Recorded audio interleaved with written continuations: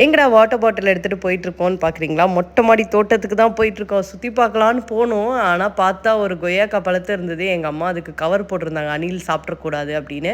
எனக்கு வந்து தெரியல இது கசப்பாக இருக்குமா, இனிப்பாக இருக்குமான்னு. சரி ஓகே, மரத்துலேருந்து பறிச்சதுல ரியாக்கு ஒரு ஹாப்பினஸ்.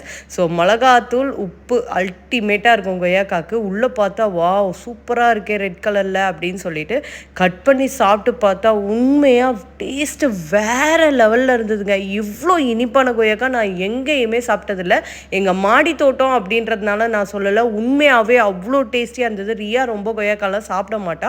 பட் அவள் விரும்பி விரும்பி அதுவும் மிளகாத்தூள் உப்பு காம்பினேஷன் வேறு லெவலில் இருந்தது. அவளுக்கும் இந்த டேஸ்ட்டை வந்து கொஞ்சம் காமிச்சா ரொம்ப பிடிச்சிருந்தது பாப்பாவுக்கு.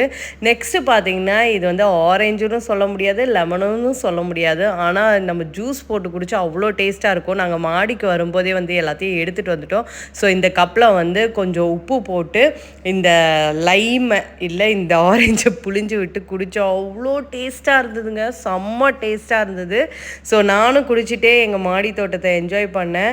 இது சின்ன சின்ன சந்தோஷம்தான் மொட்டை மாடியில் நம்ம வந்து பறித்து சாப்பிட்றது. ஸோ எவ்வளோ அழகாக வந்து ஆரஞ்சு எல்லாம் வந்து காய்ச்சிருந்தது பார்த்துக்கோங்க. கத்திரிக்காய், கீரை வகைகள் எல்லாமே காய்ச்சிருந்தது. கண்டிப்பாக நீங்களும் ஒரு மாடி தோட்டம் ட்ரை பண்ணுங்கள்.